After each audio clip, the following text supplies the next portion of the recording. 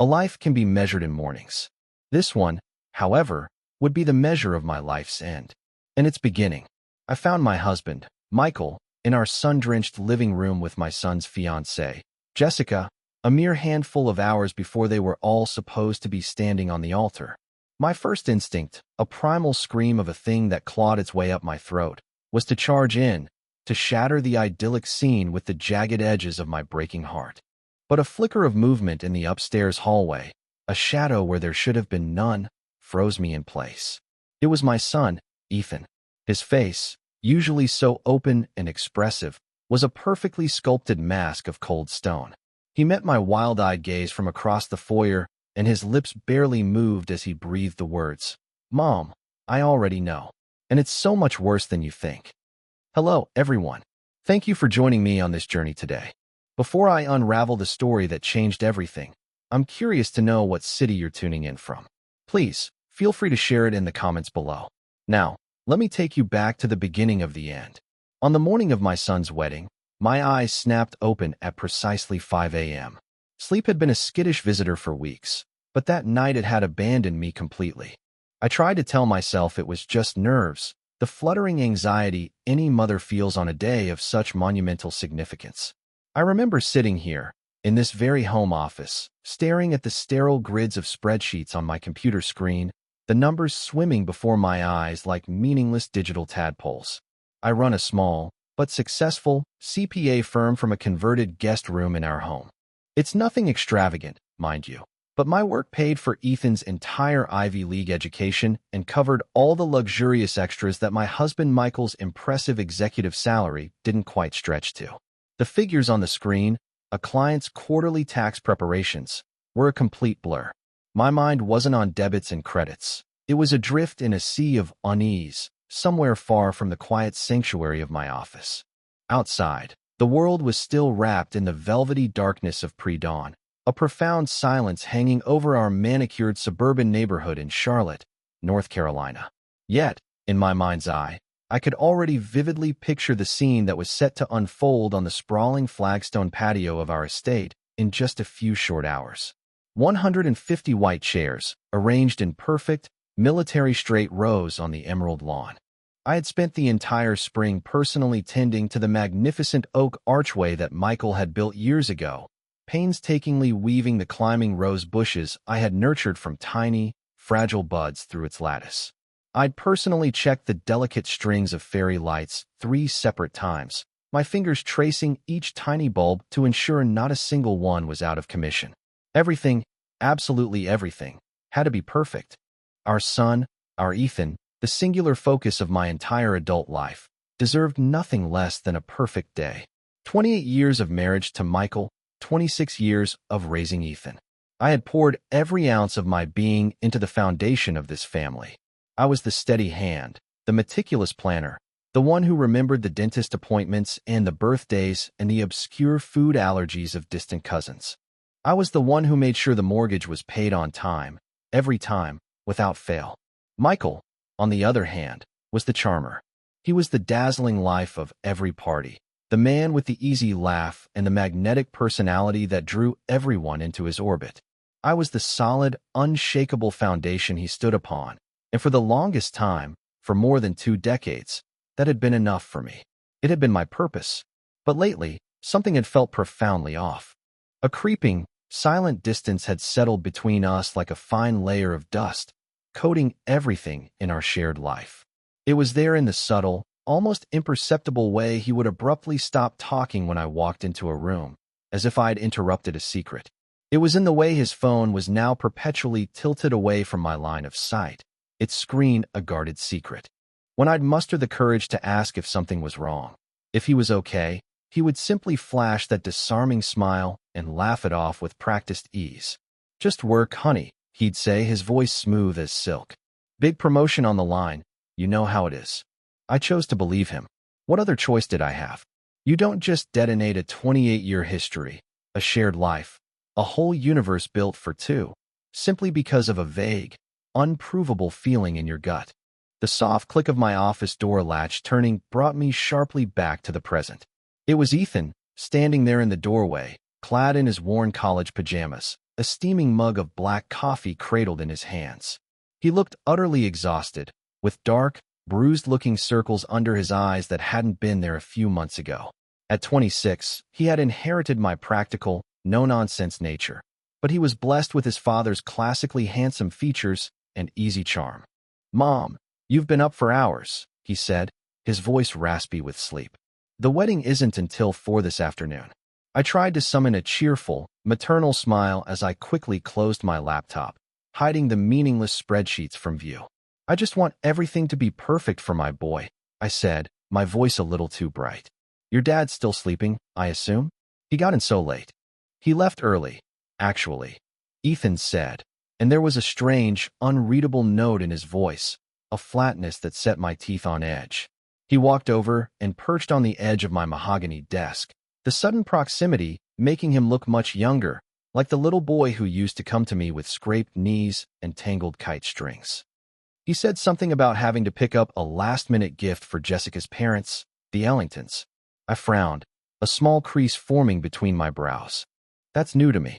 He never mentioned any gift. "Mom," he said, his gaze dropping to the dark liquid in his mug. He hesitated, a long, drawn-out pause that felt heavy with unspoken words. "Can I ask you something?" I swiveled my leather office chair to face him fully.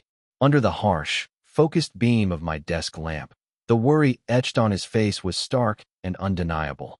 "What's on your mind, sweetie?" He took a deep, shuddering breath, the kind you take before plunging into icy water. Do you think Jess really loves me?" The question landed like a physical blow, a punch straight to my solar plexus that stole the air from my lungs. Jessica, his fiancée, ambitious, breathtakingly beautiful, a young, rising star architect from an old money family with deep roots and sprawling influence in the city. On the surface, she was everything we, and I suppose I, had ever wanted for Ethan. She was the perfect match, the storybook ending. But if I was being truly honest with myself, I'd had my own quiet, buried doubts.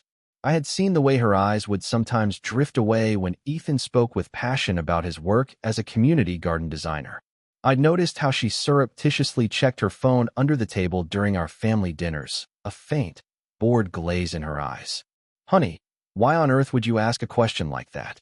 I managed to say, my voice a strained whisper. "It's your wedding day."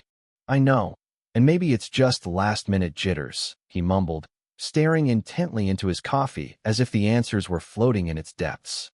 "But sometimes when she looks at me, I feel like she's looking right through me. Like I'm just a box she needed to check off on her list on the way to her perfect, pre-planned life." He paused, his knuckles white around the mug. "And lately, she's been spending a lot of time with Dad."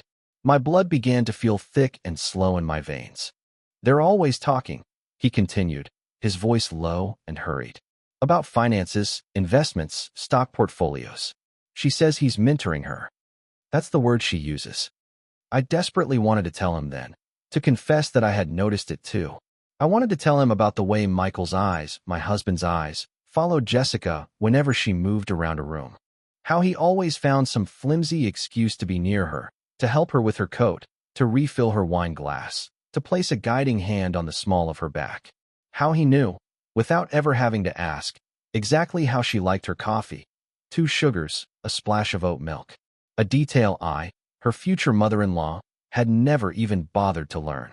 Instead, I reached out and squeezed his hand, my own skin feeling cold and clammy. "Wedding jitters are perfectly normal, sweetie. Marriage is the biggest, most terrifying step you'll ever take." "It's not just jitters, Mom," he said, his voice cracking on the last word.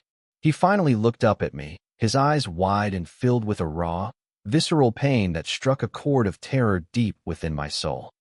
"I think she's in love with someone else." I froze, the blood in my veins turning to ice.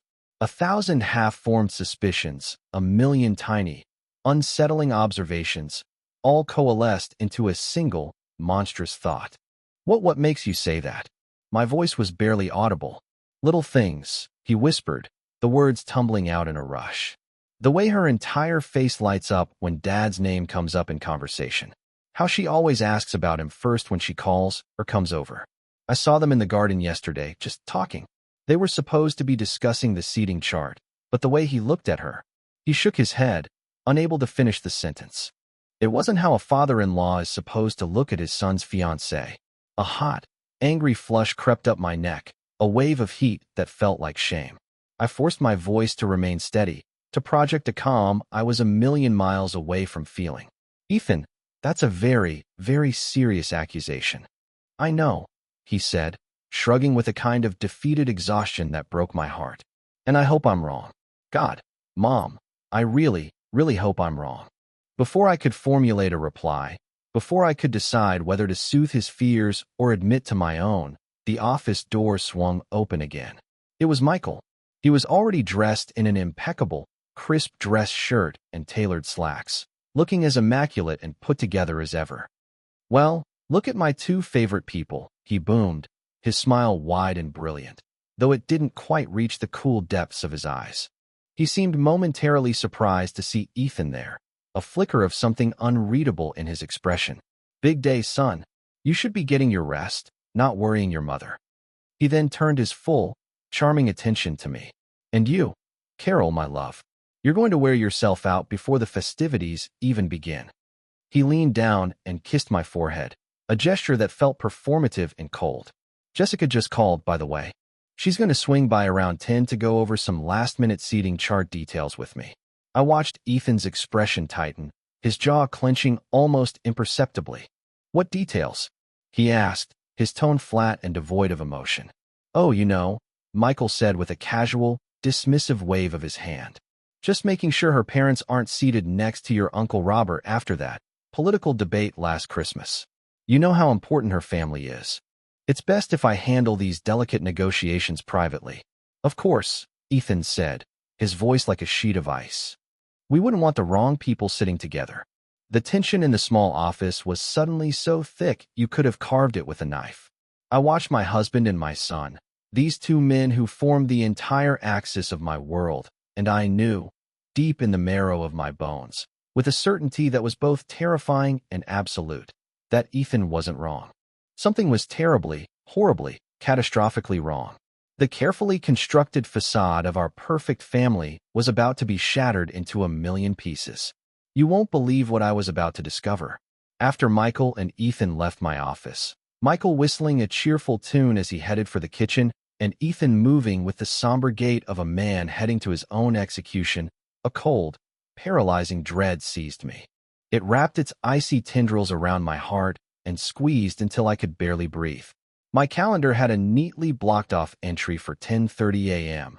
A final confirmation call with the caterer, a conversation I had meticulously planned and rehearsed for weeks.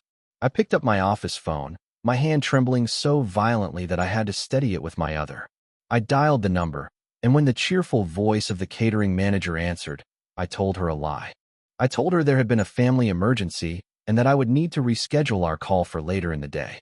The truth was, I had just cleared my entire morning. I couldn't shake the echo of Ethan's words, the raw pain in his eyes, nor the sickeningly sweet taste of Michael's false cheer that lingered in the air. Something was going to happen in my house this morning, on my son's wedding day. And for the first time in 28 years of marriage, I was going to stop being the dutiful, trusting wife and find out exactly what it was. I spent the next 2 hours in a fugue state, pretending to be busy. I moved through my own home like a ghost, an anxious specter in a silk robe. I tidied the already spotless kitchen, wiping down gleaming granite countertops that showed no smudges. I rearranged the magnificent floral centerpieces on the dining room table, adjusting a lily here, a rose there, my movements jerky and purposeless. Every sound made me jump. The hum of the refrigerator, the creak of a floorboard upstairs, the distant bark of a neighbor's dog. Every car that drove down our quiet, tree-lined street made my heart hammer against my ribs like a trapped bird. I felt like a fraud, an actress in a terribly written play, performing the role of the happy, bustling mother of the groom. All the while, on the inside, my guts were twisting into a tight, agonizing knot of anxiety. Exactly at 10 a.m., the purr of a high-end engine broke the morning silence. A sleek, white convertible, Jessica's car, pulled smoothly into our circular driveway. I watched from the sliver of space between the kitchen curtains as she stepped out. Even dressed down in simple, fitted jeans and a crisp white blouse, She looked like she had just stepped off the cover of a magazine. She moved with the effortless, innate confidence of someone who has never known a moment of self-doubt, someone who knows she belongs wherever she goes. My heart was pounding so loudly I could hear the frantic thumping in my ears, a frantic drumbeat of impending doom. I slipped out the back door, my bare feet silent on the cool stone of the patio. I circled the sprawling house, my body crouched low as I crept behind the massive hydrangea bushes that bordered our living room windows. Their vibrant blue and purple blooms, which usually filled me with such pride, now served as my cover. I felt utterly ridiculous, a 58-year-old woman skulking in her own garden like a common spy. But the desperate, all-consuming need to know, the urge to either confirm my deepest fears or have them blessedly dispelled, was more powerful than my sense of dignity. Through the large, pristine glass of the bay window, I could see them. Michael had let her in, and they were standing near the grand stone fireplace, the very spot where we had taken our family Christmas photos every single year since Ethan was a toddler. He was pouring her a drink, a mimosa, from the look of the champagne bottle and orange juice on the sidebar. I couldn't hear their words, but their body language screamed a truth I didn't want to see. They stood close, far too close. His hand rested on the small of her back, a gesture that, to an outsider, might seem casual, avuncular. But it wasn't. It lingered there for a second too long, his fingers gently pressing into her spine. I clenched my hands into tight fists, my meticulously manicured nails digging painfully into my palms, leaving little crescent-shaped wounds. 28 years. We had built a life in this house. We had read bedtime stories to Ethan on that very sofa, his small, warm body curled between us. We had hosted countless birthday parties, Thanksgiving dinners, and 4th of July barbecues in that room. It was the heart of our home, the repository of our shared history. And now, my husband was standing there, caressing another woman, my son's fiancée, on the very morning of their wedding. A hot, volcanic rage began to build in my chest. I was about to stand up, to abandon my hiding spot and storm into that room like a hurricane of fury. I didn't care about making a scene. I didn't care about the wedding, the guests, the perfect day I had so carefully orchestrated. I only cared about the scorching, acid-like betrayal I was being forced to witness. But then, a subtle movement in the reflection on the glass stopped me cold. It was a shadow in the upstairs hallway, visible in the angled pane of the window. I squinted, focusing past the scene in the living room. It was Ethan. He was standing at the top of the grand staircase, concealed in the deep shadows of the landing, watching them. Watching them, just like me. The sight of him, so utterly still and so profoundly broken, was like a dagger to my heart. This wasn't just my pain anymore. It was his. And his pain was 1,000 times more important than my rage. Downstairs, things had escalated. What happened next would change the course of all our lives. Jessica's hand was now resting on Michael's chest, her fingers splayed over his heart. She leaned into him, her head tilted back, a seductive, playful smile on her perfect lips. She said something, and he laughed. It was a sound I hadn't heard from him in years. It was light, genuine, and utterly happy. It was the way he used to laugh with me when we were young and deeply in love, when the entire world seemed to shimmer with possibility. In that gut-wrenching moment, I saw my husband transform into someone I didn't recognize at all. Someone vibrant and alive in a way he hadn't been with me for a long, long time. Then, his hands were in her long, blonde hair, and they were kissing. It wasn't a quick, stolen peck. It was a deep, passionate, soul-searing kiss, the kind you see in movies, the kind that speaks of a long and desperate intimacy. My vision went red at the edges. A deafening roar filled my ears, blocking out all other sound. I took a stumbling step toward the house, my body acting on its own volition, ready to rip the front door from its hinges, ready to scream until my lungs gave out and my throat was raw. And then a firm hand gripped my arm. I spun around, my heart leaping into my throat, a strangled gasp escaping my lips. It was Ethan. He must have slipped out the side door and come around the house to find me. His face was pale, almost ashen, but his eyes, his beautiful hazel eyes, burned with a cold, hard determination I had never seen in him before. "Mom, don't," he whispered, his voice strained and tight. "Not yet. Not yet." I choked on the words, the betrayal a bitter taste in my mouth. Ethan, this is. I couldn't even say it. I couldn't give it a name. I know what it is, he said, his voice terrifyingly steady, though I could see his own hands were trembling. Mom, I've known for weeks. Weeks. The word hung in the humid morning air between us, a testament to his silent suffering. I stared at my son, the boy I had raised, the child I had protected from every imaginable harm, who now looked at me with the weary eyes of a man who had seen far too much. We were still crouched there like fugitives behind the hydrangeas, the beautiful flowers I'd been so proud of now serving as a blind for the complete and utter destruction of our family. Inside the house, my husband and my son's fiancée had moved from the fireplace to the sofa. I couldn't bear to look anymore. I squeezed my eyes shut, but the image was burned onto the inside of my eyelids. I didn't want to believe it at first, Ethan said, his voice a low, urgent whisper that was almost lost in the chirping of the morning birds. I kept making excuses for them. He's just being kind, a father figure. She's just nervous about joining the family. But it kept happening. The lingering looks, the private conversations, the way she lit up whenever he was near. He stumbled over the words, the slip-up a painful reminder of a reality that no longer existed. He was supposed to be gaining a wife, not a rival for his own father's affection. Why didn't you tell me? I asked, my voice shaking with a volatile mixture of shock and a strange, protective maternal rage. You shouldn't have had to carry this burden all by yourself. Because I needed proof, he said, his jaw so tight I was afraid he might crack a tooth. And then he looked at me, his eyes looking much older than his 26 years. And because I wanted to give them enough rope to hang themselves. He pulled out his phone, his hands shaking slightly as he tapped the screen and unlocked it. I hired someone, he confessed, the words heavy with shame. What do you mean, you hired someone? What did you do? I'm not stupid, Mom, he said, a bitter edge to his voice. After I saw them having lunch together a month ago, a lunch Dad told me was a critical business meeting, and she told me was an afternoon shopping with her girlfriends. I knew I wasn't going crazy. I had to know the truth, the whole truth, no matter how ugly it was. He handed me the phone. I hired a private investigator. My breath hitched in my chest. A detective.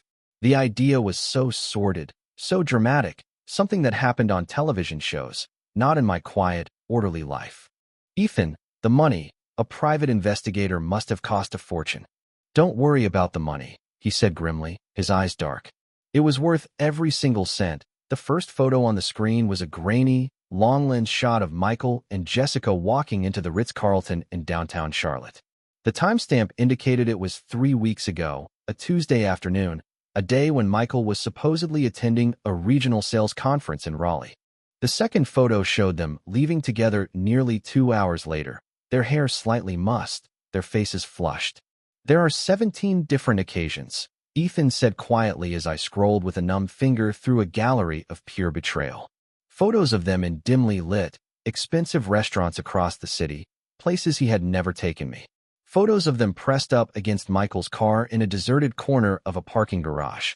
Photos of them laughing, holding hands, looking for all the world like a happy, carefree couple, living a completely different life right under our noses. I felt physically sick, a wave of nausea so intense I had to brace myself against the side of the house. The sheer scale of the deceit was breathtaking. This wasn't a momentary lapse in judgment, a one-time mistake. This was a calculated, long-term affair, a parallel life built on a foundation of lies. I stood up again, a fresh wave of adrenaline and rage washing over me, clearing the nausea. We are stopping this, I said, my voice like steel. Right now. No. Ethan's voice was sharp, insistent, pulling me back down into the cover of the bushes. Mom, trust me. I have a plan. A plan? Ethan, this is insanity. We can't just let the wedding.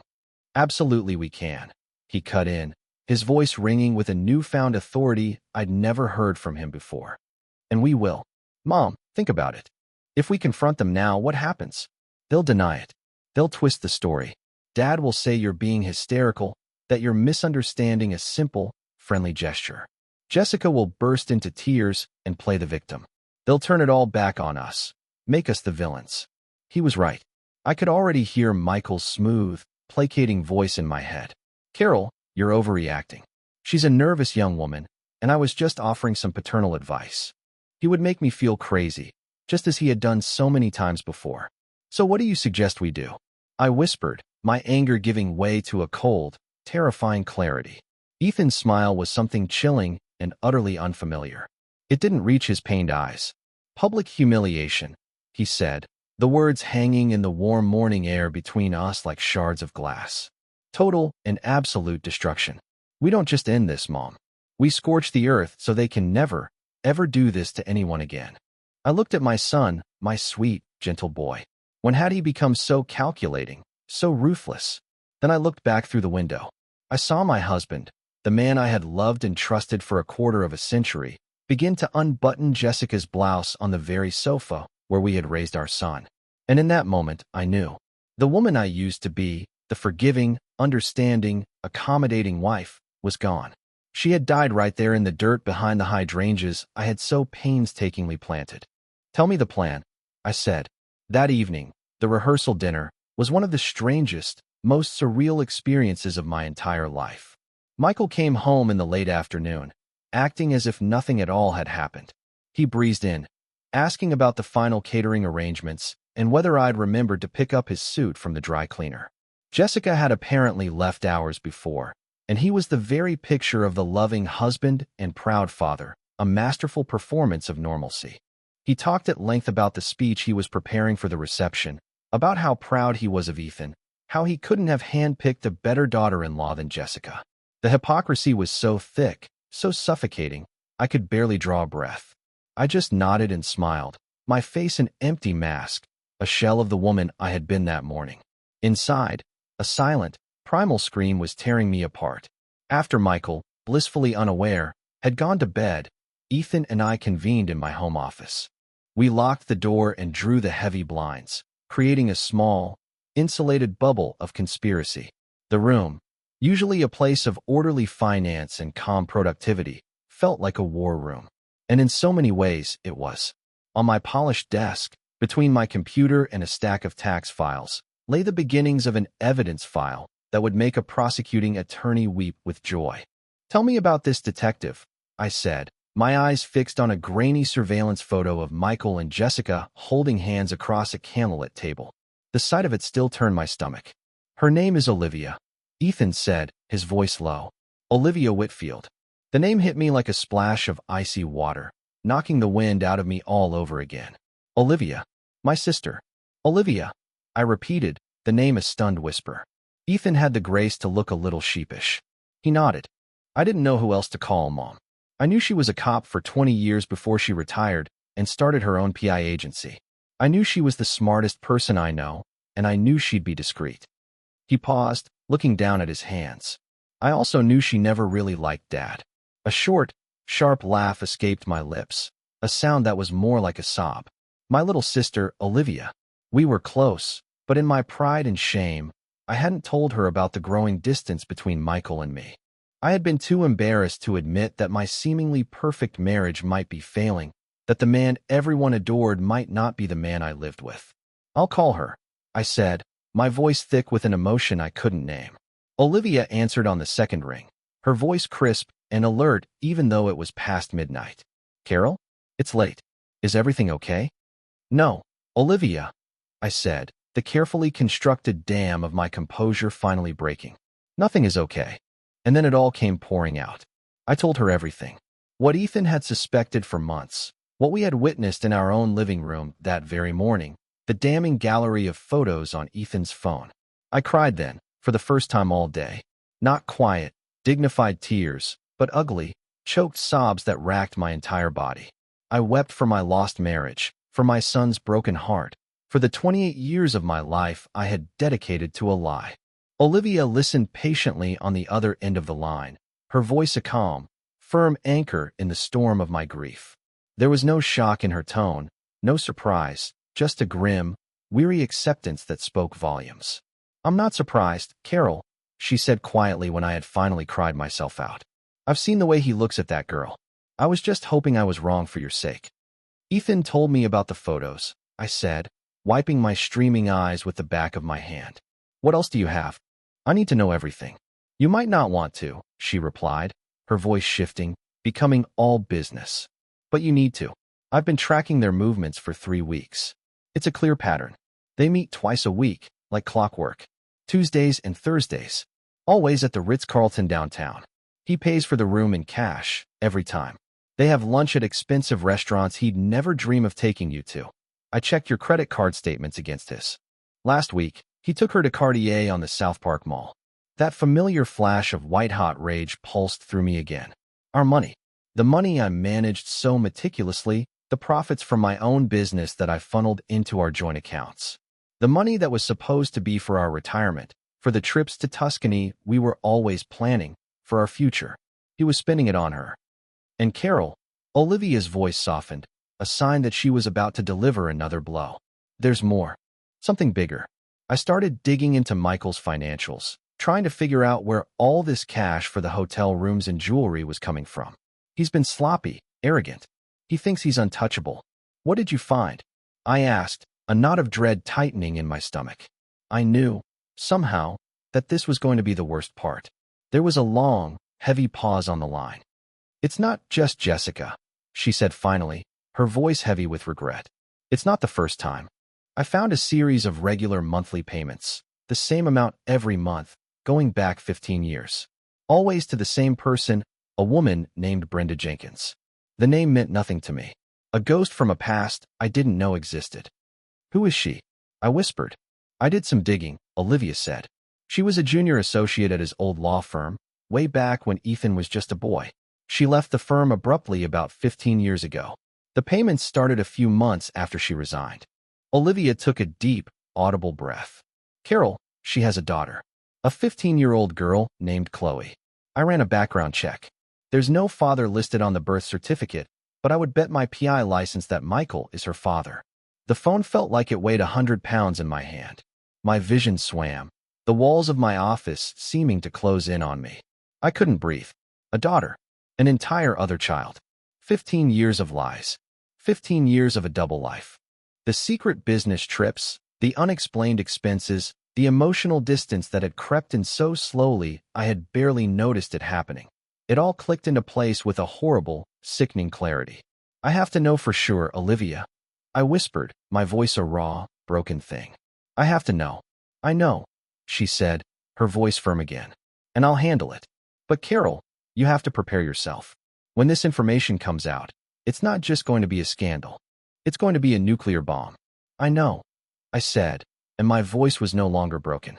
It was cold and hard as diamond. That's exactly what we're counting on. The 24 hours leading up to the wedding were a masterclass in calculated deception. I moved through the final preparations like an automaton, a ghost haunting the cheerful, bustling scenes of my own life. My body was on autopilot while my mind raced, calculating, planning, anticipating. I smiled warmly at relatives arriving from out of town. I calmly approved the final table settings with the frantic wedding planner. I even helped Michael with his tuxedo tie, my fingers brushing against the smooth silk fabric of his cummerbund as I imagined pulling it tighter and tighter around his worthless neck. Every interaction was a meticulously rehearsed performance. Every polite word that passed my lips was a lie. Olivia, my rock, my secret weapon, worked with astonishing speed. She was a consummate professional, and now, this was intensely personal. I have a contact at a private lab. She told me over a burner phone she'd insisted we use. It's risky, Carol, and not strictly legal for court, but if we can get a clean DNA sample from Michael, we can get a non-legal preliminary comparison to a sample from the girl. It will be enough. That night, after Michael fell into a deep, contented sleep, snoring softly beside me in the bed we had shared for nearly 3 decades, I slipped out from under the covers. My heart pounded a frantic rhythm against my ribs with every creak of the floorboards. I tiptoed into the master bathroom, and, with a hand that shook so badly I almost dropped it, I took his toothbrush from its holder. It felt like the ultimate violation, a profound betrayal of intimacy. But what was this small act compared to the monumental violations he had committed against me, against our family for years?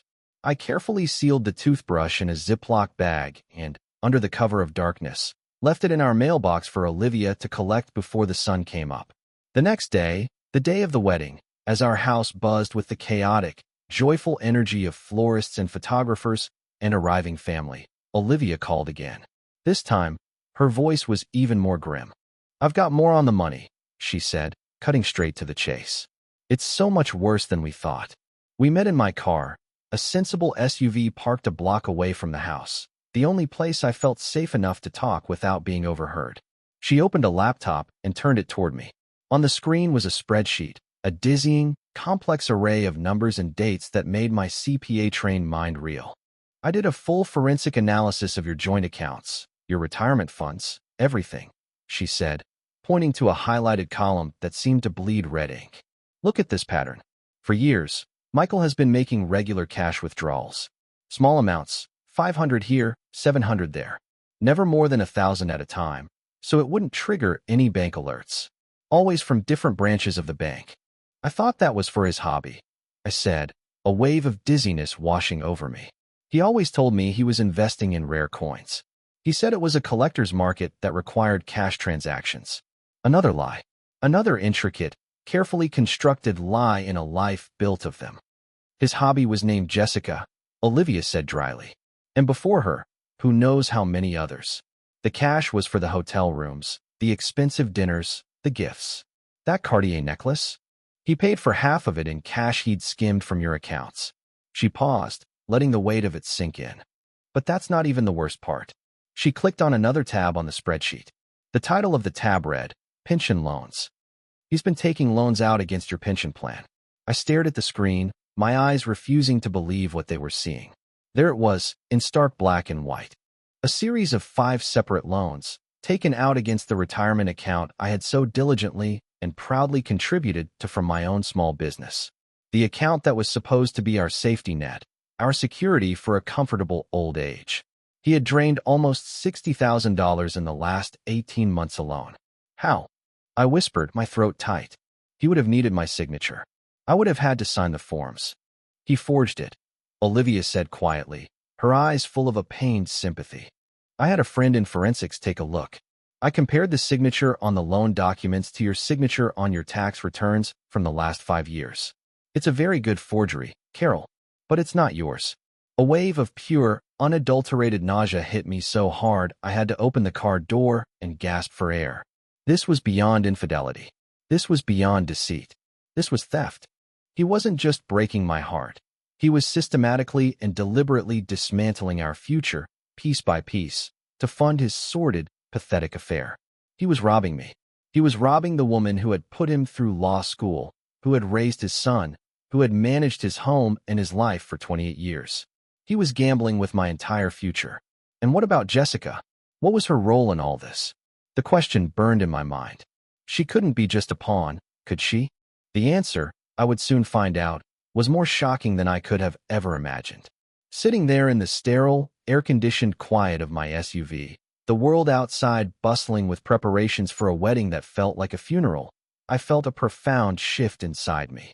The grief was still there, a massive, gaping wound in my chest, but it was being cauterized by a cold, sharp anger unlike anything I had ever experienced.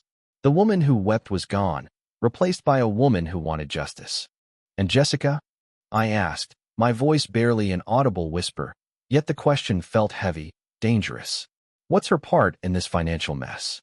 She's not an innocent victim, is she?" Olivia's gaze, which had been softened with sympathy, hardened into something sharp and professional. "Not even close," she said, her expression grim. "I'll get to her role in the pension fraud, but first, there's something else you need to see. Her own little side hustle." She hesitated for a moment, as if bracing me for another impact. Then, she handed me a large, thick manila envelope that had been sitting on her lap. My name was written on it in her neat, blocky handwriting. "The preliminary DNA results came in this morning," she said softly. My hands began to shake as I took the envelope. It felt impossibly heavy, weighted with the truth of 15 lost years. I fumbled with the clasp, my fingers feeling clumsy and disconnected from my brain. I pulled out a single sheet of paper, a lab report filled with scientific jargon that blurred before my eyes. I scanned the page frantically, my gaze jumping over the technical details until I found what I was looking for. The conclusion, typed in bold letters at the bottom of the page. Probability of paternity, 99. 999%. I stared at the words until they were burned into my memory, seared onto my soul. Chloe Jenkins was Michael's daughter. 15 years. 15 years of loving him, trusting him, building a life with him, while he had another daughter, another family, hidden away in the shadows of our life. I rested my forehead against the cool plastic of the steering wheel. The smooth, familiar surface felt alien against my hot skin. I didn't cry. I was beyond tears now. A strange, terrifying calm washed over me, the kind of stillness that comes after a devastating storm has passed, leaving nothing but wreckage in its wake. The pain was still there, a physical ache in my chest, but now it was accompanied by something new. A cold, hard, crystalline resolve. He wasn't just going to lose his wife. He wasn't just going to be exposed as a cheater. He was going to lose everything. Every last thing he held dear. How did you find her? I finally asked, my voice sounding distant and strange to my own ears, as if it belonged to someone else. How did you find this family? Aisha's expression was a careful mixture of pity and professional resolve. It started with the payments, she explained, her voice soft but clear. Once I had Brenda Jenkins's name from the bank transfers, it wasn't that difficult to locate her. She's not exactly hiding. She lives just 2 towns over, Carroll, in Fairview. About a 20-minute drive from here. 20 minutes. For 15 years, he had been living a secret life, a life with another child, just a short drive away from the home we shared. My mind started spinning, frantically replaying years of excuses and lies. How many times had he told me he was working late at the office? How many client dinners had he attended? How many weekend golf trips with the guys had he taken? Each memory, once so innocuous, now took on a new, sinister meaning. I went by the house yesterday morning. Olivia continued, her voice gentle. I posed as a market researcher doing a neighborhood survey. Brenda answered the door. And behind her, I saw the girl, Chloe. Carol. She paused, her eyes locking with mine. She is the spitting image of him. It's uncanny. She has the same dark, intelligent eyes that first drew you to him all those years ago. The same smile that can light up a room. She's unmistakable. I closed my eyes, trying to conjure the image. An innocent teenager, a girl who looked just like my husband. A sister my son never knew he had. The thought was so surreal, so monstrous, that my mind couldn't fully process it. My family wasn't just broken. It was a complete and utter fraud, a carefully constructed stage play, and I had been the unwitting lead actress, playing the part of the happy wife for more than half my life. Does the mother, Brenda, know about me? About Ethan? I asked, the question feeling absurd as soon as it left my lips. I can't say for sure, Olivia admitted. But based on her lifestyle, a nice house in a good school district, but no flashy career to speak of, it's clear that Michael is her primary, if not sole, source of financial support. She has had every reason to keep things quiet all these years. So he was funding her entire life, I said, the words tasting like poison. With my money. With our money. With the profits from my business, our joint savings, the money he stole from our retirement. The betrayal was so deep, so layered, it felt like I was drowning in it. It wasn't a single act. It was a systematic plunder of my life's work, my trust, and my future, all to maintain his comfortable, secret world. I folded the DNA report neatly and handed it back to Olivia. Put it with the rest of the evidence, I said. My voice was stripped of all emotion. I was numb. The shock was so profound it had short-circuited my ability to feel anything but a cold, heavy emptiness. I thought about that girl, Chloe. What kind of man tells his own daughter that he can't publicly acknowledge her existence? What kind of man raises one's son in the warm glow of legitimacy while keeping another child hidden away in the shadows? The cruelty of it, not just to me and Ethan, but to this innocent girl, was astonishing. Now tell me about Jessica, I said, my voice sharp again. I needed to shift my focus, to latch onto a tangible target for the anger that was beginning to melt the ice in my veins. You said there was more on her. Olivia nodded, her expression hardening again. Right, Jessica. Let's talk about the blushing bride. She turned the laptop back towards me and opened a new file on the screen, this one filled with documents that looked like internal financial reports from a law firm. She's not just sleeping with your husband, Carol, Olivia said, her voice laced with contempt. She's been embezzling funds from her law firm. The words took a moment to register. Embezzling. It was a word from crime novels and movies, not something connected to the beautiful, polished, perfect Jessica. She's a junior partner at a prestigious downtown firm, Ellington, Pierce and Howe, Olivia explained, pointing to lines of figures on the screen. She's been systematically inflating her expense reports, creating fake invoices for non-existent consultants, and siphoning the money into a private, offshore bank account. They aren't huge amounts each time, a few thousand here, a few thousand there, but it's steady. In the last year alone, I can prove she's stolen over $200,000. I gasped, my hand flying to my mouth.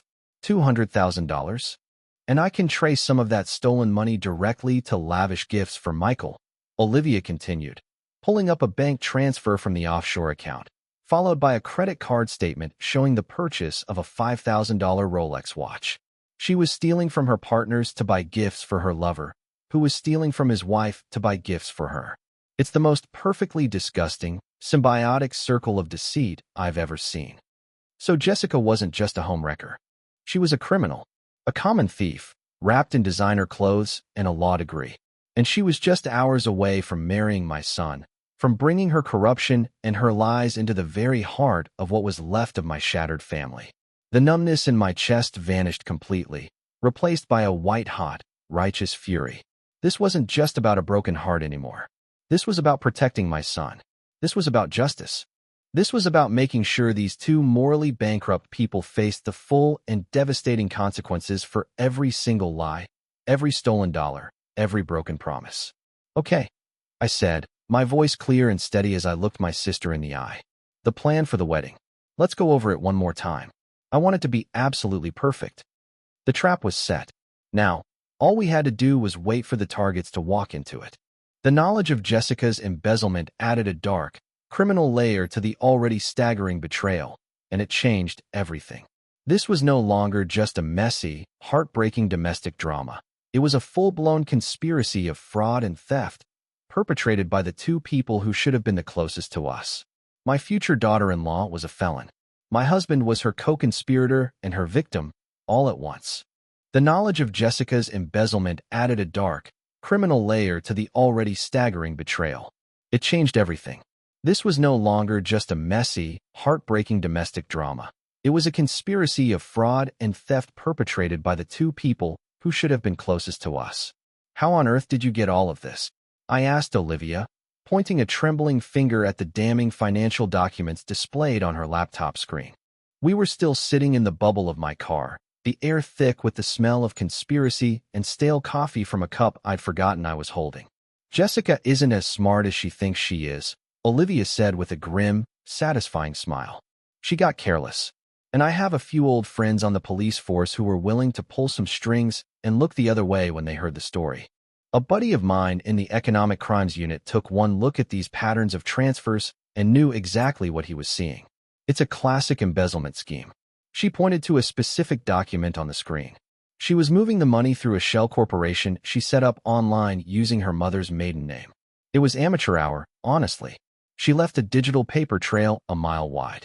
I thought of Jessica's parents, the Ellingtons. They were pillars of the Charlotte community. Her father, Judge Ellington, was a respected federal judge known for his stern, unyielding adherence to the law. Her mother was on the board of 3 different major charities, a society queen whose picture was constantly in the local lifestyle magazines. They moved in elite circles where reputation was everything, more valuable than currency. They believed their daughter was a shining star, a brilliant legal mind on a meteoric rise, marrying into a good, stable, respectable family. They had absolutely no idea that their golden girl was a common thief, and the stable family she was about to marry into was a house of cards built on a foundation of lies, about to come crashing down in the most public way imaginable. The public humiliation was going to destroy them, too. For a fleeting instant, I felt a sharp pang of pity for them. They were innocent collateral damage in this war.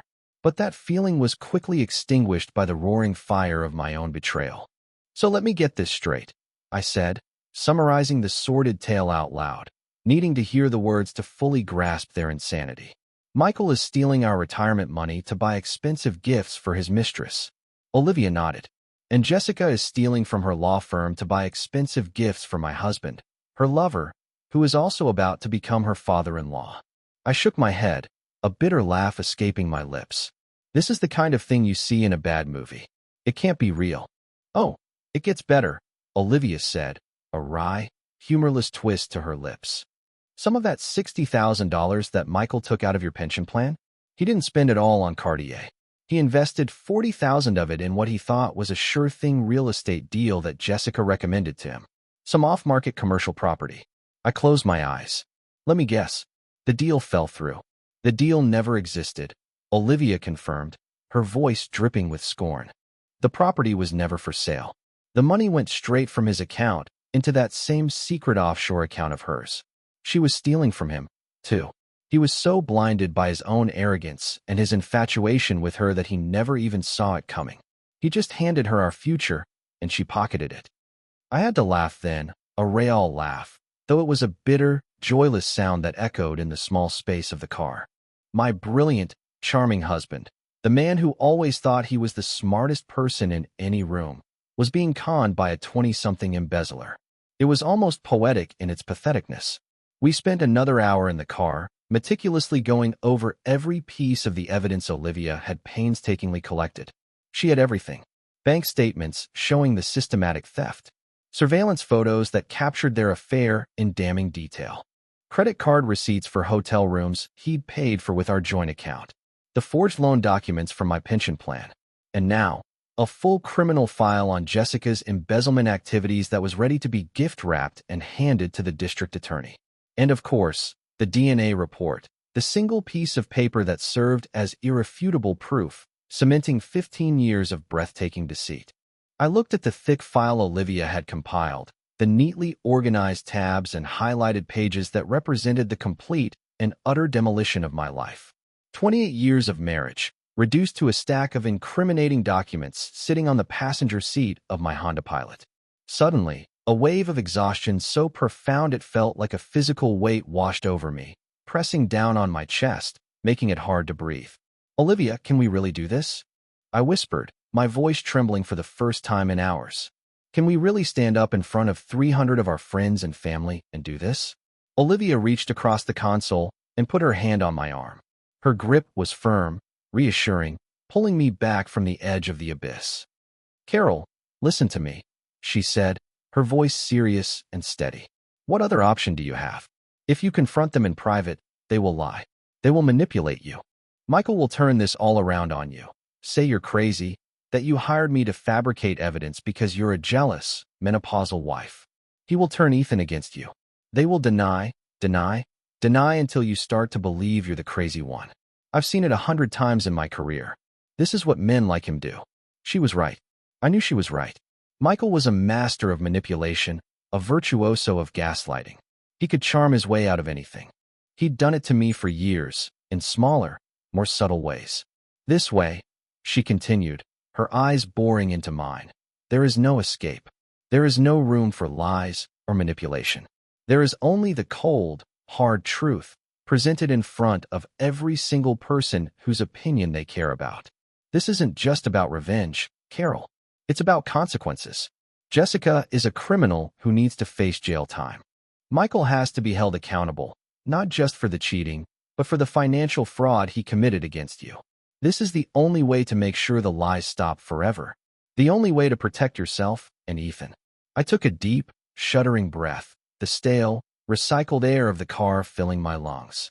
I thought of Ethan, his pale, determined face as he'd said, I wanted to give them enough rope to hang themselves. I thought of Chloe, the daughter I never knew, a ghost in my family album. I thought of the 28 years I had given to a man who had been lying to me since the very beginning. You're right, I said, my voice clear and firm again, the last of my hesitation burning away. It's the only way. I turned the key in the ignition, the engine humming to life. Let's go, I said, putting the car in drive and pulling away from the curb. We have a wedding to prepare for. The final hours before the ceremony were the most surreal of my life. I went back to the house and resumed my role as the calm, happy, slightly stressed mother of the groom. I felt a strange and unsettling sense of detachment, as if I were floating above my own body, watching a movie of my life unfold. I saw myself laughing with my cousins who had flown in from California. I watched myself complimenting my sister-in-law on her dress. I heard myself assuring the caterer that everything looked absolutely wonderful. Inside, I was a tightly wound coil of tension, grief, and righteous fury. But on the outside, I was the very picture of maternal pride. Michael, my husband, was in his element. He moved through the early arriving guests like a politician working a room, accepting congratulations with a wide, confident, movie star smile. He pulled me aside at one point, just as the photographer was setting up, and wrapped his arm around my waist, pulling me close. "You look beautiful, Carol," he murmured in my ear, his voice low and intimate. "Isn't it a perfect day?" I looked up into his handsome face, into the eyes of the man I had loved for more than half my life, and I felt nothing. Nothing but a cold, desolate emptiness where my love used to be. I smiled back at him, a bright, brittle smile that didn't reach my eyes. "It's perfect," I said. My son, Ethan, was a perfect mirror of my own forced composure. He greeted his friends with back slaps and jokes. He posed for photos with his groomsmen, a charming and handsome groom. He played his part perfectly, but every time his eyes met mine across the crowded, manicured lawn, I could see the same steely resolve reflected there. We were in this together. We were soldiers in the trenches, waiting for the signal to strike. The plan was simple, and Olivia had rehearsed it with us until we knew it by heart. She had arrived early, disguised as a member of the catering staff in a crisp black uniform, her professional audiovisual equipment hidden in plain sight inside a catering supply case. She had already connected her laptop to the large projection screen we had rented, which was supposedly for a sentimental slideshow of Ethan's baby pictures that I had prepared. No one suspected a thing. In her pocket, she had a small, discreet remote control. When the time came, all she had to do was push a single button, and I had my own role to play. I had already met with my divorce attorney a week prior, a fact I had kept secret even from Ethan and Olivia. The divorce papers were signed, notarized, and sitting in a sealed envelope inside my clutch purse. I also had a flash drive on my keychain with encrypted copies of every single piece of evidence Olivia had gathered. One way or another, my marriage would officially end today. There was no going back. I wasn't just planning a confrontation. I was planning the first day of the rest of my life. At precisely 4:05 p.m., I took my seat in the front row. The string quartet began to play a beautiful, poignant melody, and the wedding party started their procession down the aisle.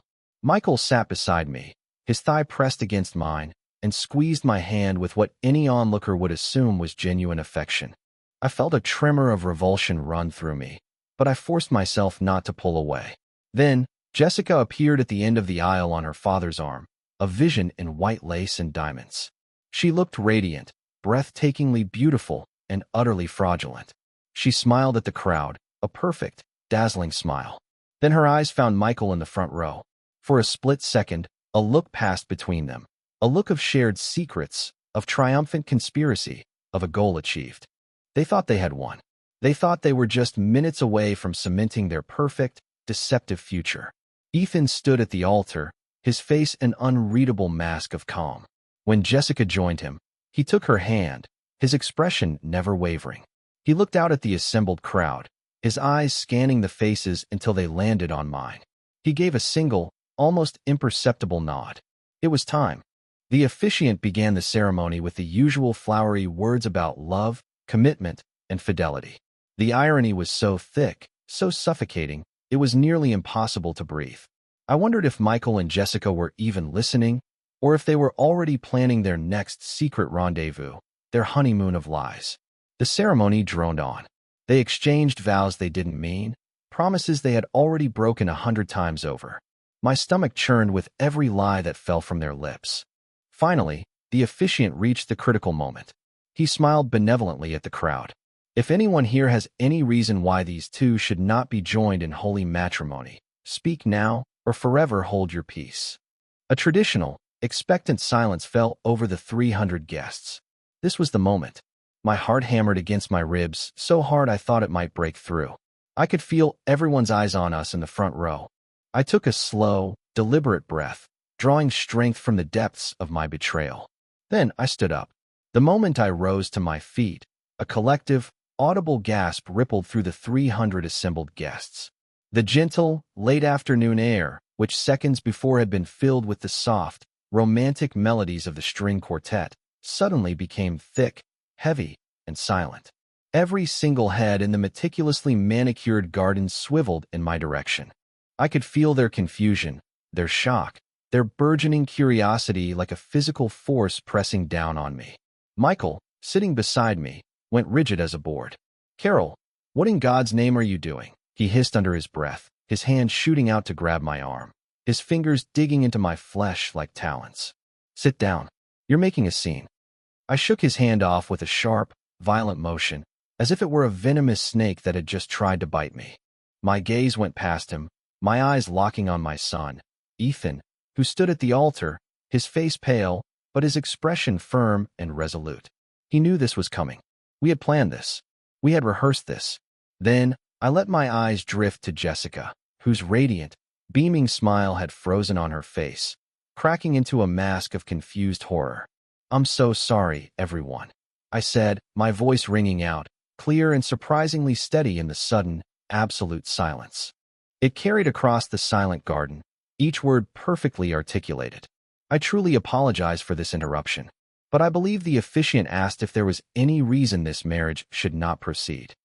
I paused for a beat, letting the weight of my words settle over the stunned crowd, letting the anticipation build.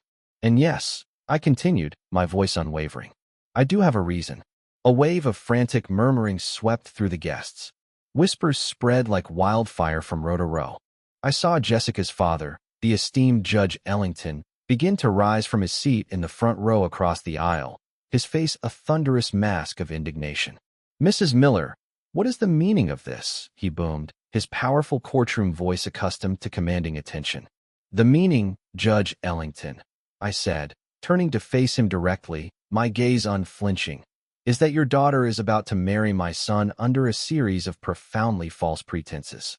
And I believe that you, and everyone else who gathered here today to celebrate this union, deserve to know the unvarnished truth." From my small, elegant clutch purse, I pulled the small, black remote control that Olivia had given me earlier that day. My thumb hovered over the single, prominent red button. "The truth?" Michael sputtered beside me, his face flushing a deep, mottled crimson. He was on his feet now, his voice a mixture of panic and rage. "Carol, you've lost your mind. You're having some sort of breakdown. You're embarrassing our son." "Am I, Michael?"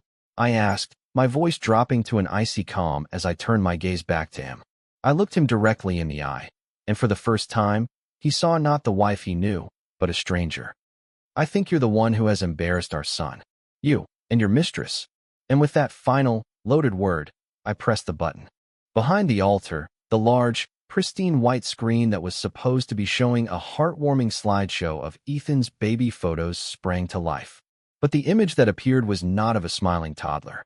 It was a crisp, high-resolution surveillance photograph of Michael and Jessica, locked in that deep, passionate, soul-searing kiss in our living room.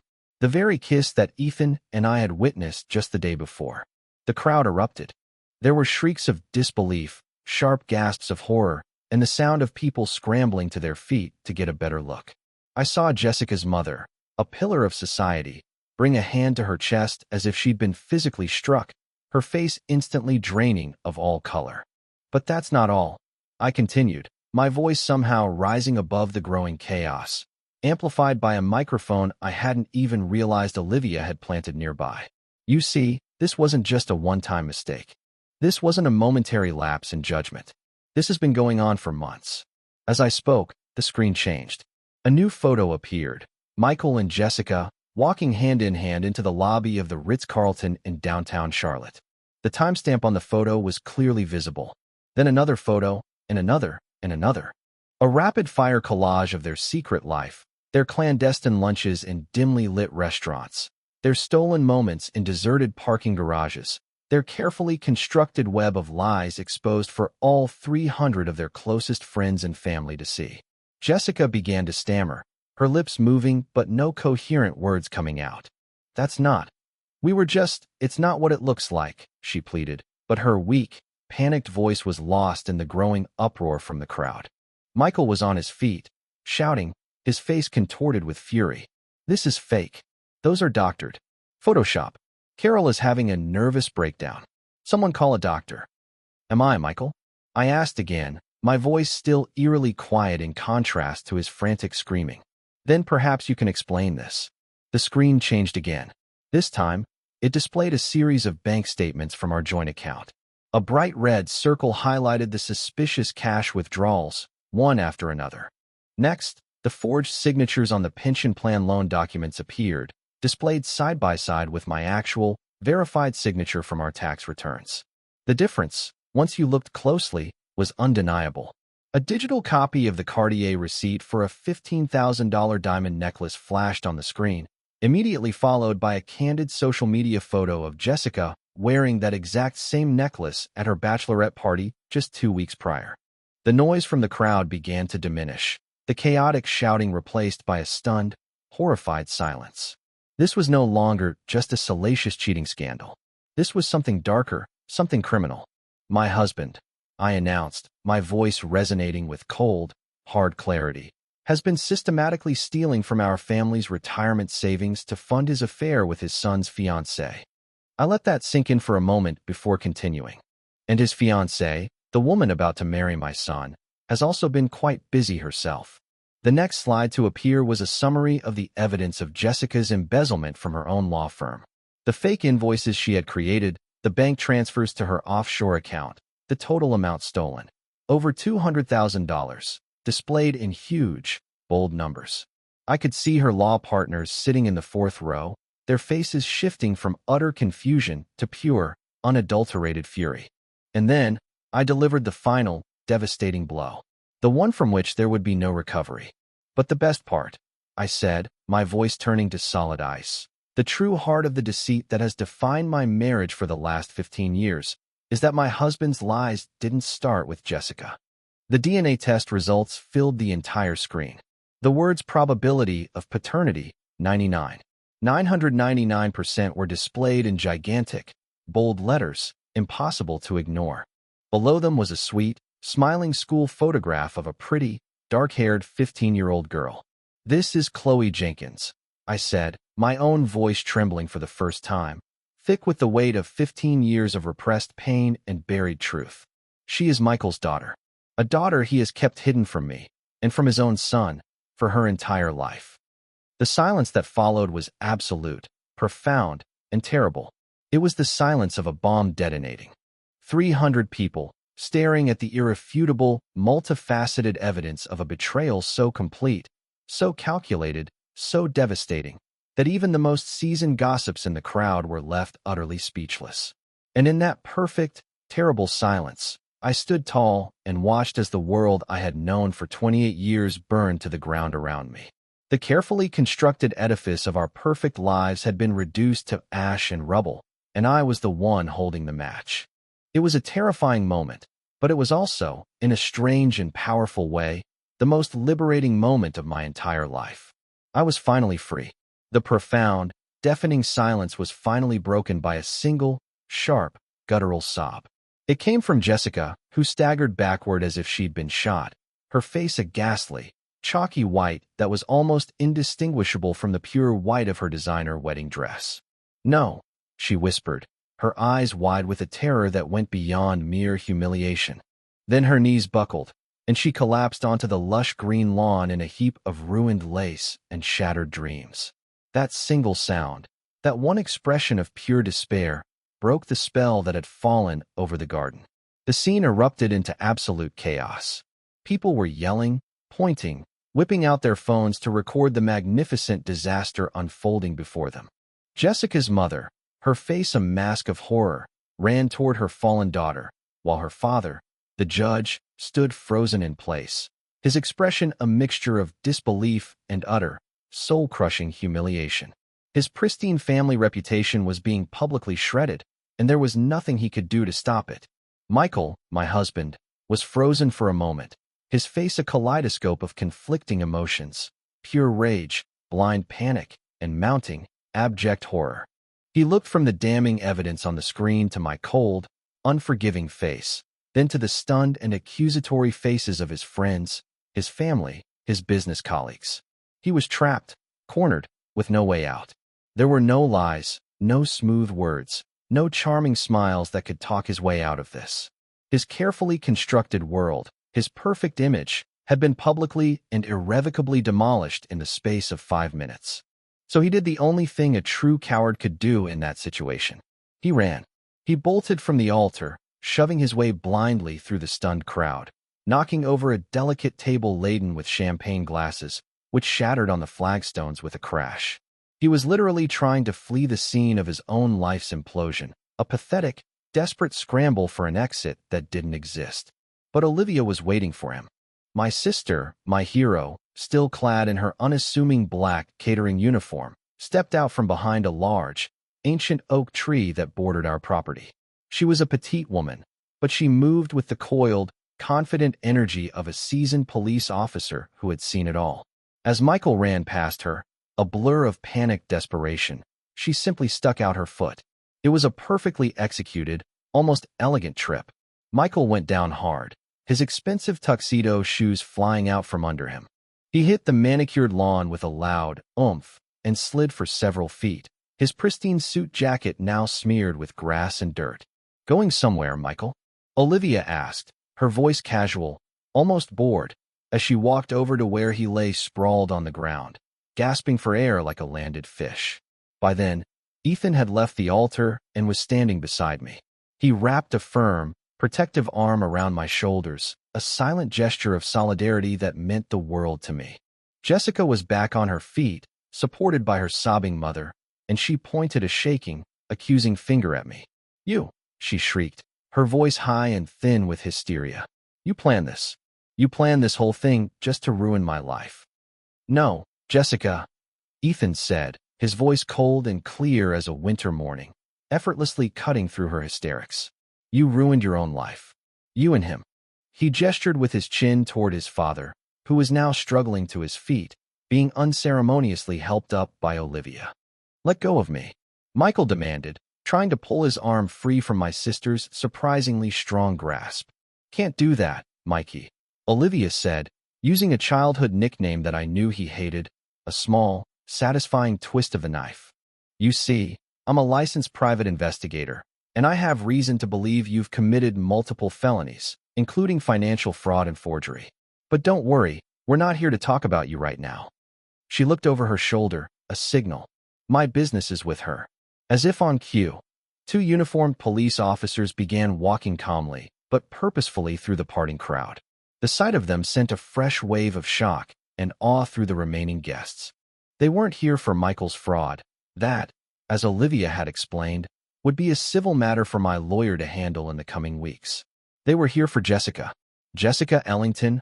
one of the officers asked, his voice quiet but authoritative, carrying a weight that instantly silenced the remaining whispers.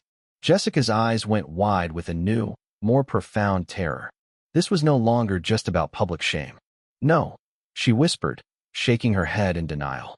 "You are under arrest on suspicion of embezzlement and wire fraud." The officer continued, his voice devoid of emotion as his partner took her arms and gently, but firmly, placed them behind her back. The sharp, metallic click of the handcuffs closing around her wrists was the loudest sound I had ever heard. I saw Jessica's face crumble, the last of her defiance draining away as the cold, hard reality of her situation finally hit her. This was not just a canceled wedding. This was not just a humiliating scandal. This was real. There were going to be real, life-altering legal consequences. Her life, the perfect, privileged life she had so carefully curated, was well and truly over. As the police led a sobbing, hysterical Jessica away, her parents watched in stunned, helpless horror. The high-priced wedding photographers, who had been hired to capture a fairy tale romance, were now capturing the spectacular fall of a prominent family. Their flashes popped relentlessly, documenting every tear, every pained expression, every shattered dream. The crowd, what was left of it, began to disperse. Some left quickly, their faces averted, not wanting to be associated with the disaster. Others lingered, whispering in shocked huddles, their phones still held high, recording the tragic, captivating spectacle for posterity. In the midst of this chaotic, swirling vortex of drama, I finally felt the adrenaline that had been holding me up begin to recede. My knees felt weak, and I leaned heavily into my son. Ethan held me tight. "It's over, Mom," he whispered into my hair. "It's finally over." I looked around at the ruins of the perfect day I had spent a year planning. White chairs were overturned. Broken champagne glasses littered the patio. The beautiful floral archway now seemed to mock me. It was a disaster. It was a nightmare. But for the first time in months, for the first time in what felt like years, I felt like I could finally, truly breathe. If you are still listening to my story, would you do me a huge favor and hit the like button on this video and comment with the number 1 down below? It lets me know that you've supported me through this, and it tells me that you're here with me on this journey. Your support is a huge encouragement to me. Please, comment with the number 1, and let me tell you what happened next.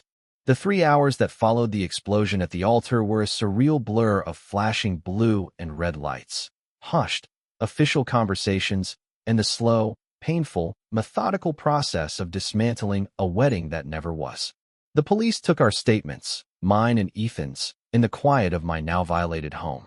Jessica was driven away in the back of a patrol car, her beautiful, expensive wedding dress looking absurd and tragic in the harsh glare of the setting sun.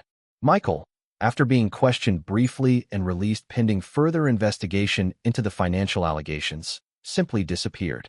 He got into his luxury sedan and drove away, without a single word to me or to his son. He just vanished into the twilight. What happens now? I asked Ethan as we stood on the empty lawn, the last of the caterers packing up their things. The string quartet was long gone. The 300 guests had evaporated. There was just us, standing amidst the wreckage. "We rebuild," he said simply, his arms still firmly around me. "And you?" I asked, looking up at his tired, pained face. "How are you?" A flicker of the old warmth, the old Ethan, returned to his eyes for the first time that day. "I don't know yet," he answered, his voice raw with honesty. "I think I'm just numb." The next few weeks were a painful, messy, public ordeal. The story, as we had expected, became a local media sensation. "Scandal at society wedding. Fiancé arrested at altar," screamed the headlines. Prominent executive implicated in decades of deceit. Our names, our faces, were everywhere. I stopped answering the phone, which rang incessantly with calls from reporters and morbidly curious acquaintances. I stopped leaving the house unless it was absolutely necessary. My small CPA firm, my pride and joy, suffered. A few long-time, loyal clients quietly took their business elsewhere, uncomfortable with the sudden, sordid notoriety. But the day after the wedding, I did exactly what I had planned to do all along. I walked into my lawyer's office, my head held high, my purse containing the signed and notarized divorce papers and the flash drive of irrefutable evidence. And I filed. With the mountain of proof Olivia had compiled, Michael didn't even try to fight it. His lawyers knew he was beaten. The legal process was swift and brutal. In the settlement, I got the house, free and clear, and a significant portion of his remaining assets as compensation for the fraud he had committed against our retirement funds. It didn't feel like a victory. It felt like restitution. It felt like justice.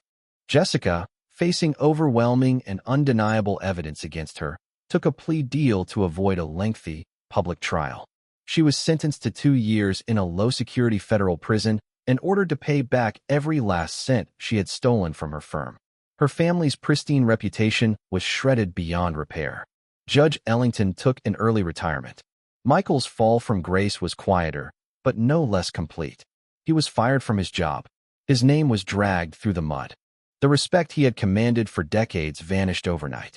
He moved into a small, anonymous apartment complex across town, and, from what I heard through the grapevine, he rarely showed his face in public. But the most complicated and delicate part of the aftermath was Chloe. 2 weeks after the non-wedding, I received a letter in the mail. The return address was from Fairview. It was from Brenda Jenkins, Chloe's mother. It was short and, surprisingly, to the point. She offered a brief, stilted apology for the pain her past relationship with Michael had caused. She said that her daughter, Chloe, had learned the truth from the news reports and that she desperately wanted to meet Ethan and me. I sat with that letter for 3 long days, reading and rereading it. What was I supposed to do? This girl was the living, breathing embodiment of my husband's biggest, most painful betrayal. But she was also an innocent in all of this. She hadn't asked for any of it. And she was my son's sister. Finally, I showed the letter to Ethan. He read it, his face grim and thoughtful. "I want to meet her," he said immediately, without a moment's hesitation. "She's my sister, Mom. She deserves to know her family, or what's left of it, anyway." So, with a heart full of trepidation, I made the call. We agreed to meet at a neutral location, a quiet, unassuming coffee shop in a town halfway between ours. I was terrified. As Ethan and I waited for them to arrive, I twisted the paper napkin in my hands until it was a frayed, shredded mess. Then, the bell above the door chimed, and they walked in. Brenda was an ordinary, tired-looking woman who seemed to carry the weight of her secrets in the permanent slump of her shoulders. And behind her was Chloe. The moment I saw her, my breath caught in my throat. Olivia was right. She had Michael's eyes. The same dark, intelligent, expressive eyes that had made me fall in love with him all those years ago. She looked scared and uncertain, clutching a well-worn novel to her chest like a shield. And in that moment, looking at this innocent girl who was as much a victim in all of this as I was, I knew that my anger was not with her. It was with him. It had always, only been with him. That first meeting with Chloe and her mother was one of the most awkward and emotionally fraught hours of my life. The air in the quiet coffee shop was thick with unspoken words, with years of secrets and pain. Words felt clumsy, inadequate, and utterly useless in the face of such a monumental situation. Ethan, bless his kind and generous heart, did most of the talking. He carried the conversation, asking Chloe gentle questions about her high school, about the book she was holding. It was a classic fantasy novel he also loved, about her hopes for college. He didn't ask about Michael. He didn't bring up the scandal. He simply treated her like a person, like a sister he was meeting for the very first time, and his grace in that moment was something to behold. I, for the most part, just watched and listened.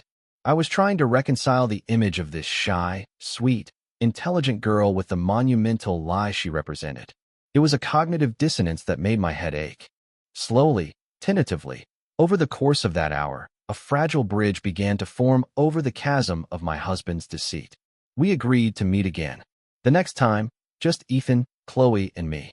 We met for coffee again, then for a casual lunch. Ethan and Chloe started texting each other, discovering a shared, quirky love for old black and white movies and incredibly spicy food. A real, organic connection was forming between them, independent of the drama that had brought them together. I found myself, to my own surprise, looking forward to seeing her, to hearing about her life.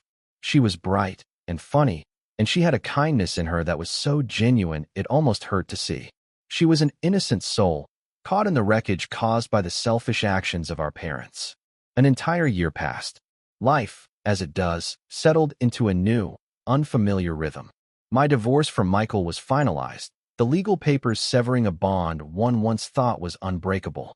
The media storm subsided, replaced by newer, fresher scandals for the public to consume.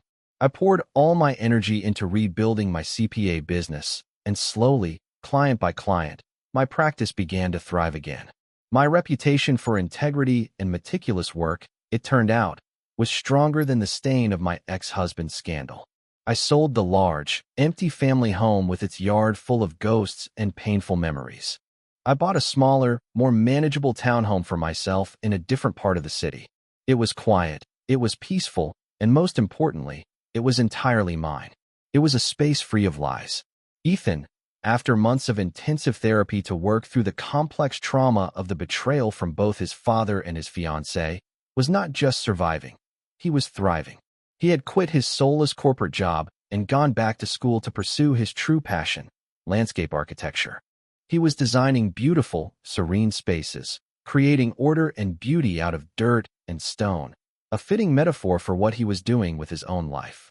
He was dating a lovely young woman, a kind, genuine librarian who looked at him not as a project or a stepping stone, but like he was the only person in the world. And Chloe had become a regular, welcome part of our lives. She came over for dinner every other Sunday. She and Ethan had developed a real, easy sibling bond, teasing each other about their taste in music and talking for hours. I found myself feeling a fierce, protective love for this girl who had been born from my deepest pain. She was no longer a symbol of betrayal. She was just Chloe, my son's sister, and in a strange, unexpected way, a part of my new, cobbled-together family. One evening, about a year and a half after the wedding that wasn't, I was sitting in the living room of my new home, reading a book, when the doorbell rang. It was Michael. I hadn't seen him in person or spoken a single word to him since the day he had fled our ruined reception. He looked diminished. He looked older, grayer, and the confident, almost arrogant swagger he had always possessed was gone, replaced by a deep, profound weariness in his eyes. He asked if he could come in. I hesitated for a long moment. Then, I stood aside and let him enter my new life. He didn't stay long. He told me he was in therapy. He said he was trying to understand why he had done the things he had done, why he had built a life based on such a complex web of lies. He apologized. He said he was sorry for the lies, for the betrayal, for the immense pain he had caused me, and Ethan, and Chloe. I listened, and to my surprise, I knew he meant it. He seemed like a broken man, humbled by the consequences of his own actions. But an apology, no matter how sincere, couldn't erase 28 years of deceit. It couldn't unbreak my heart or unsteal my future. "I forgive you, Michael," I said, and I was surprised to find that I actually meant it. The words felt true as I said them. Not for you, but for me. I can't carry that anger around anymore. It's too heavy. I looked him directly in the eye, wanting him to understand the finality of my words. But I will never, ever trust you again. We can never go back to what we were. He nodded, a sheen of tears in his eyes. "I know," he whispered. And then he turned and left, walking out of my life for the last time. That night, as I got ready for bed in my peaceful, quiet home, I found myself thinking about the woman I was a year and a half ago, the woman crouched in the dirt behind the hydrangeas, her world crumbling around her. She was so broken, so lost, so utterly consumed by pain and rage. I wished I could go back in time and tell her that everything would be okay, that the excruciating pain she felt wasn't the end of her story, but the violent, necessary beginning of a new one. The family I thought I had, the life I thought I was living, was a lie. It shattered into a million irreparable pieces on that sunny afternoon. But what Ethan and Chloe and I had managed to build in its place from the rubble was something smaller, quieter, and far from perfect. But it was honest. It was real. It wasn't built on comfortable, convenient lies, but on a difficult, painful, and ultimately freeing truth. We had lost everything we thought was important. But in doing so, we had found something real. And for the first time in a long, long time, that felt like more than enough. Thank you. Thank you for listening to my story. If you've been through something similar, or if any part of this journey has resonated with you, please feel free to share your own thoughts and stories in the comments below. Your stories matter, and your voices deserve to be heard. And if you'd like to hear more, please consider liking this video and subscribing to the channel. Be kind to yourselves, and I'll see you in the next one. The ashes of my old life had barely settled before the true, arduous work of building a new one began. The public spectacle of the wedding that wasn't faded from the headlines, as all scandals eventually do. But for me, for Ethan, the reverberations continued to echo through our daily lives. In the immediate aftermath, there were practicalities to attend to, a mountain of them. My lawyer, a sharp, no-nonsense woman named Susan, guided me through the labyrinthine process of the divorce. Michael, stripped of his bravado and facing irrefutable proof of both infidelity and financial fraud, had no leverage. He was a cornered animal. His legal team advised him to settle quickly and quietly, to avoid a drawn-out public trial that would only further eviscerate what little was left of his reputation. The division of assets was, on paper, straightforward. I kept the house, as it had been purchased with a significant down payment from an inheritance from my parents. I was awarded a substantial portion of his pension and investment accounts, not as alimony, but as a court-ordered restitution for the $60,000 he had stolen and the years of financial support he had diverted to his secret family. It was a legal victory, but every signature on every document felt like signing a death certificate for the life I had known. Selling the house was a necessary torment. Every room held a ghost.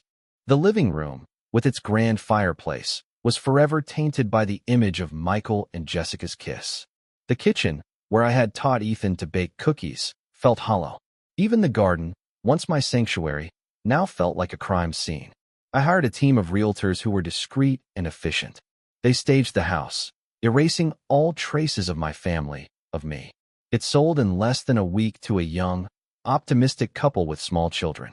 I watched them during the final walkthrough, their faces full of dreams for the future they would build within those walls, and I felt a pang of something that wasn't quite jealousy, but a deep, mournful nostalgia for the woman I had been when I first walked through that same door, full of my own dreams. My new townhome was an exercise in deliberate contrast. It was modern, with clean lines and large windows, a blank canvas on which to paint a new life. There were no ghosts there, no memories to ambush me in the quiet of the evening. It was smaller, more manageable, and fiercely, wonderfully mine. Ethan, meanwhile, was navigating his own private hell. The dual betrayal by his fiancée and his father had struck him at the very core. For weeks, he was quiet, withdrawn. He moved back home with me temporarily, sleeping in his childhood bedroom, surrounded by the relics of a more innocent time. He broke the lease on the apartment he was supposed to have shared with Jessica. He methodically packed up all her belongings that were still at his place and had them delivered to her parents' house without a note. He was erasing her, just as I was erasing Michael. His friends rallied around him, taking him out for drinks he didn't enjoy and to sports games he didn't watch. They were well-meaning, but they couldn't understand the depth of his wound. It wasn't just a breakup. It was the demolition of his entire belief system, his family, his past, and his future, all at once. The therapy was his idea. "I need to talk to someone who isn't emotionally invested in this, Mom," he told me one night. "Someone who can help me figure out how to put the pieces back together." It was one of the bravest things I had ever heard him say. He found a therapist who specialized in family trauma, and slowly, session by session, he began the painful work of healing. He learned to separate the man his father was from the man he had pretended to be. He learned to mourn the loss of the woman he thought Jessica was, while simultaneously feeling a righteous anger toward the woman she had turned out to be. The legal proceedings against Jessica moved forward with grim efficiency. The evidence Olivia had gathered was overwhelming. The district attorney's office saw it as a slam-dunk case. The law firm she had stolen from wanted to make an example of her. Her father, the judge, had to recuse himself from any involvement, his reputation in tatters. Faced with the prospect of a long prison sentence, Jessica accepted a plea bargain: 2 years in a minimum security facility.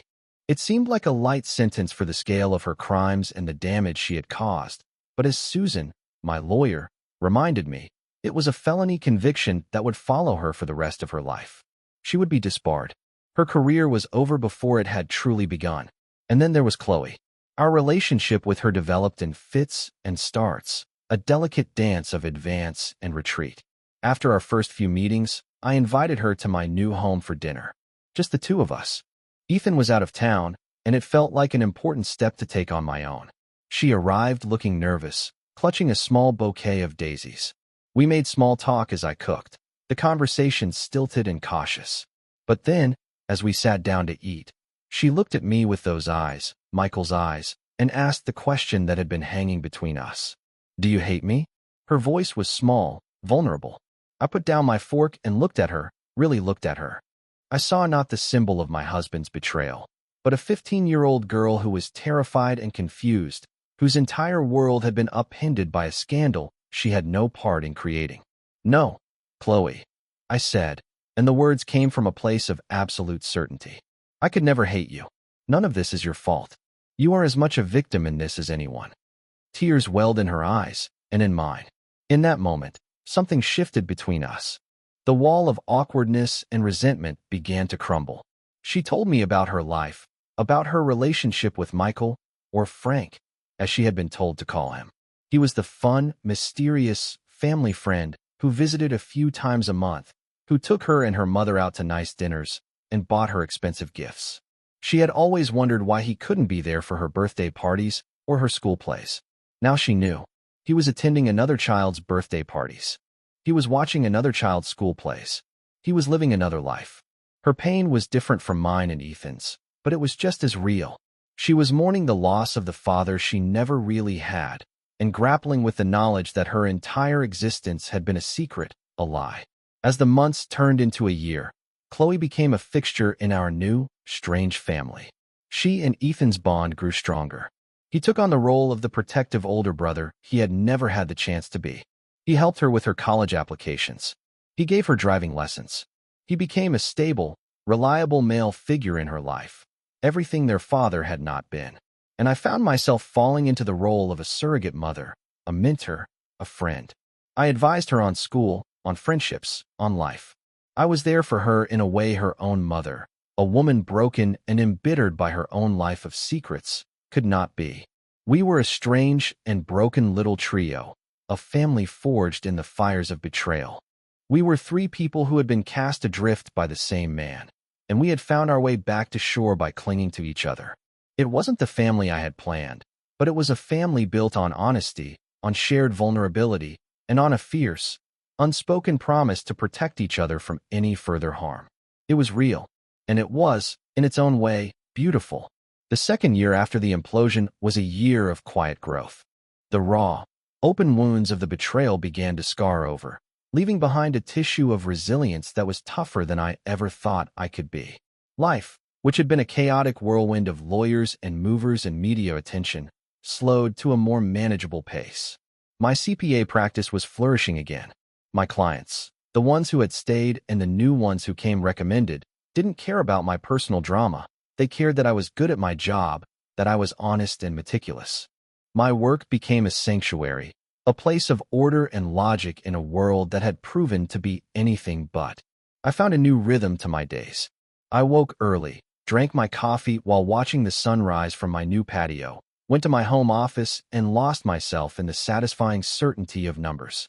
In the evenings, I read books. I took up gardening again, this time in pots on my small balcony, and I reconnected with old friends I had neglected during the long, slow decline of my marriage. Ethan's journey was more visible. He excelled in his landscape architecture program, his designs winning student awards. His professors praised his unique vision, his ability to create spaces that were not only beautiful but also healing. He was, in essence, doing for others what he was doing for himself, clearing away the weeds and rubble to create something new and sustainable. His relationship with the librarian, a warm and intelligent woman named Sarah, blossomed. She was the antithesis of Jessica, grounded, empathetic, and utterly unimpressed by wealth or status. When she looked at Ethan, her eyes shone with genuine admiration and love. Watching them together was a balm to my soul. She was what he deserved. Chloe, too, was finding her footing. She was accepted into her first-choice university with a scholarship. The shadow of her father's secret life began to recede as she forged her own identity. She was no longer just Michael's hidden daughter. She was Chloe, a bright, ambitious young woman with a future of her own making. Our strange little family found its own traditions.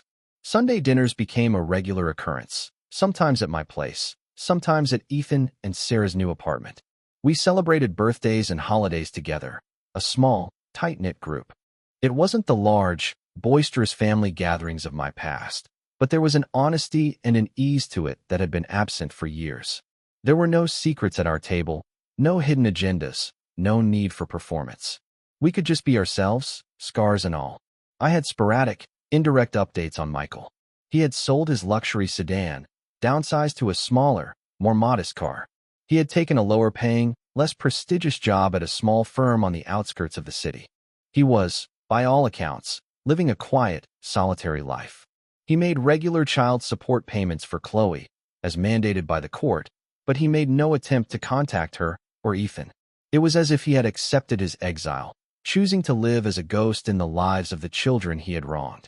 Then came the evening, almost 2 years to the day of the non-wedding, when he appeared on my doorstep. Seeing him standing there, older and grayer, the confident swagger completely gone, was a shock. He looked like a stranger wearing my husband's face. The conversation was brief, almost clinical. He told me he had been in intensive therapy.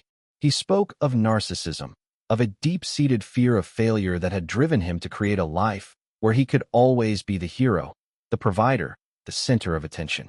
It wasn't an excuse, he said, but an explanation. His apology, when it came, felt different from the one he had given before. It was deeper, more thoughtful. He apologized not just for the pain he had caused, but for the years he had stolen, for the trust he had systematically dismantled, for the man he had failed to be.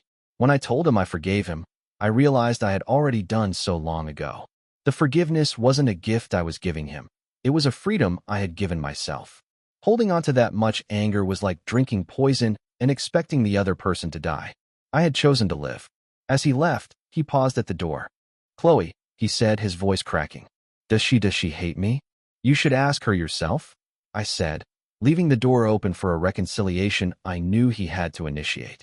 "But you should know, she's a remarkable young woman. You missed out on raising someone truly special." He simply nodded, the weight of that truth seeming to settle on his shoulders, and walked away into the night. That night, after he was gone, I sat in my quiet living room and reflected on the journey. I thought about that woman in the garden, the woman I had been, shattered and enraged. She had thought her life was over. She couldn't have known that the destruction was, in fact, a form of creation. It had destroyed a life built on lies. Yes, but from the ashes, something truer had been born. My family was not the one I had envisioned all those years ago. It was smaller, messier, and marked by a profound loss. But it was also stronger, more authentic, and bound by a love that had been tested by the fiercest of fires and had not only survived but had been tempered into something unbreakable. I had lost the husband I thought I knew, but I had gained a deeper, more honest relationship with my son. I had discovered a daughter I never knew I had and had grown to love her as my own. Most importantly, I had found myself again, not the wife, not the mother, but Carol, a woman who had walked through hell and emerged on the other side, not unscathed, but whole. And for the first time in a very long time, that felt like everything. Thank you for staying with me until the end. This journey has been a difficult one to recount, but sharing it has been a part of my healing. Your support and your own stories in the comments have meant more than you can know.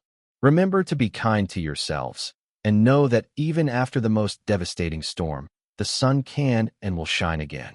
I'll see you next time.